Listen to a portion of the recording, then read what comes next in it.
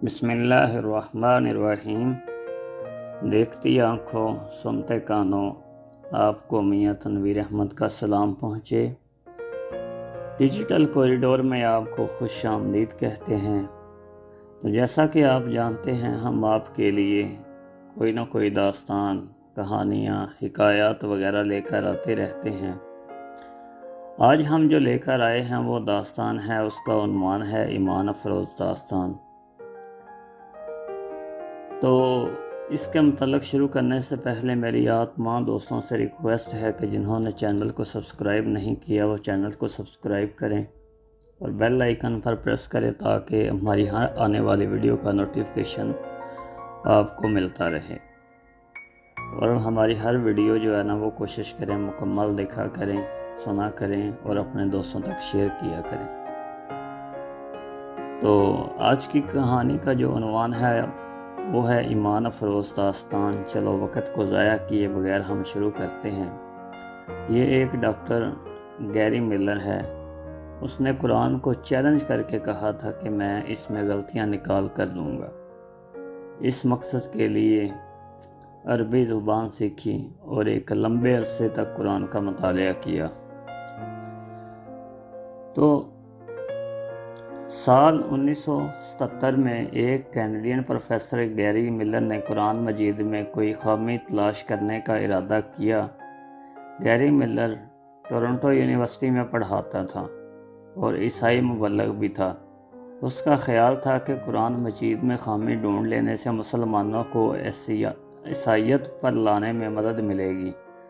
Miller ने कुरान मजीद के मुताले के बाद कुछ लिखा, इंतहाई गैर जानबदार के साथ लिखा।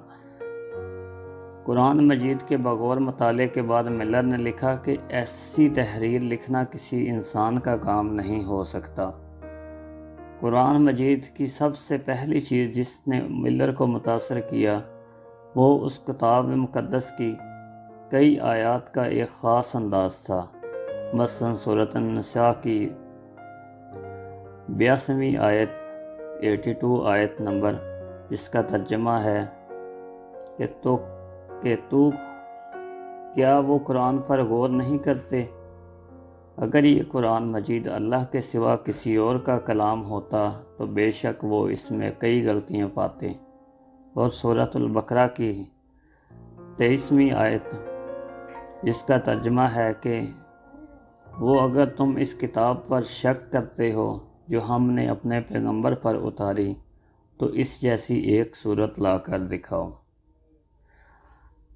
कुरान मजीद पर तहकीक के बाद प्रोफेसर मिलर ने दी अमेजिंग कुरान के नाम से एक लेक्चर दिया, जिसमें उसने कहा कि दुनिया में ऐसा कोई मुसन्नफ़ नहीं है जो एक किताब लिखने और फिर लोगों को चैलेंज करके आओ मेरी किताब में से गलती निकाल कर दिखाओ, जिस तरह कुरान मजीद में बारहा कहा गया है। मिलर मजीद कहता है कि ये बहुत ही हैरान कुन है कि कुरान मजीद में जो आयात मुसलमानों की किसी शिकस्त या सदमे के मौके पर नाज़िल हुई, इनमें फ़तह की खुशखबरी सुनाई गई, जबकि जो आयात किसी फ़तह के मौके पर नाज़िल हुई इनमें गुरूर तकब्बुर से बचने की तनबीह भी की गई और मुसलमानों से मज़ीद जदोजहद और कुर्बानियाँ तलब की गई हैं। गैरी मिलर कहता है कि अगर कोई शख्स अपनी आप बीती लिखता है तो वो अपनी फतूहात को बढ़ा चढ़ा कर बयान करता है और शिकस्त को भी हीले बहाने से जीत ही करार देने की कोशिश करता है। लेकिन कुरान मजीद में तसलसल के साथ और इंतहाई मंतकी अंदाज में इसके बिल्कुल बरअक्स लिखा गया। कुरान मजीद में किसी एक मखसूस वक़्त की तारीख़ बयान नहीं की गई, बल्कि इसमें आम कवानीन वाज़े किए गए हैं जो अल्लाह ताला और उसके बंदों के माबैन ताल्लुक़ के खदोखाल का तयन करते हैं। वाज़े रहे कि गैरी मिलर ने 1977 में कुरान मजीद पर तहकीक का आगाज़ किया था और महज एक साल बाद 1978 में उन्होंने इस्लाम कबूल कर लिया और अपना नाम अब्दुल अहद रख लिया। उसके बाद उन्होंने अपनी ज़िंदगी इस्लाम की दावत के लिए वक़्फ़ कर रखी है وہ ٹی وی پر پروگرامز اور پبلک لیکچرز میں لوگوں کو اسلام کی تبلیغ کرتے ہیں۔ یہ جو شائع کیا گیا تھا یہ روزنامہ پاکستان میں شائع کیا گیا تھا۔ تو جیسا کہ جانتے ہیں آپ، قرآن مجید ایک مکمل ضابطہ حیات کتاب ہے جو کہ اللہ پاک نے ہمارے پیارے رسول حضرت محمد صلی اللہ علیہ وآلہ وسلم پر اتاری ہے۔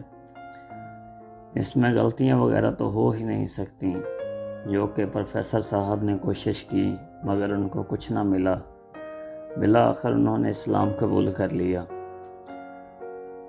تو ہمیں بھی چاہیے قرآن پاک کو ترجمے کے ساتھ پڑھیں، اس کا مطالعہ کریں۔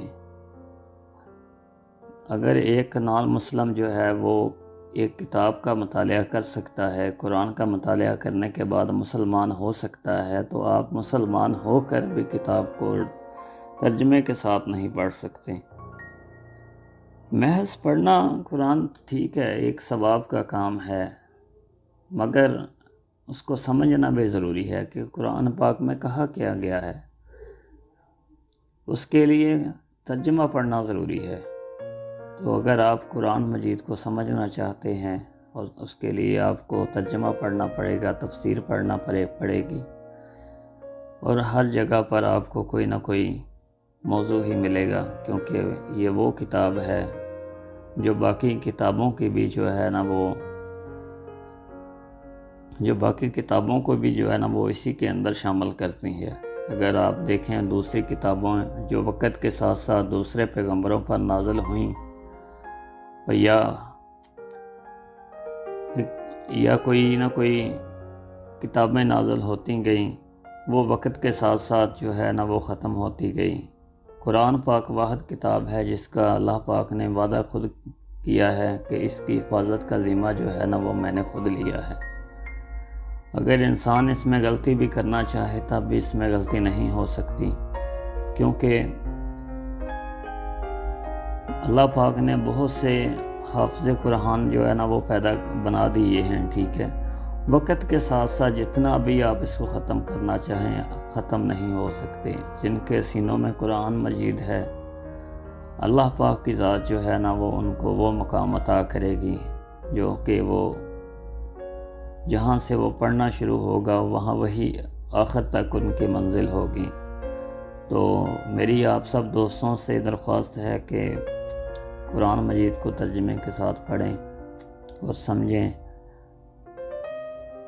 اور دوسروں کے لیے بھی دعا کریں۔ اللہ پاک ہم سب کو جو ہے نا وہ قرآن مجید کو ترجمے کے ساتھ سمجھنے کی، پڑھنے کی توفیق عطا فرمائے۔ اور اسی کے ساتھ آپ لوگوں سے اجازت چاہوں گا، اور جاتے جاتے آپ سب سے یہی درخواست ہے کہ جنہوں نے چینل کو سبسکرائب نہیں کیا برائے مہربانی وہ چینل کو سبسکرائب کریں اور بیل آئیکن پر پریس کریں تاکہ ہماری ہر آنے والی ویڈیو کا نوٹیفیکیشن آپ کو ملتا رہے۔ اسی کے ساتھ اپنے دوست میاں تنویر احمد کو اجازت دیجیے۔ اللہ حافظ۔ اللہ ہم سب کا حامی و ناصر ہو۔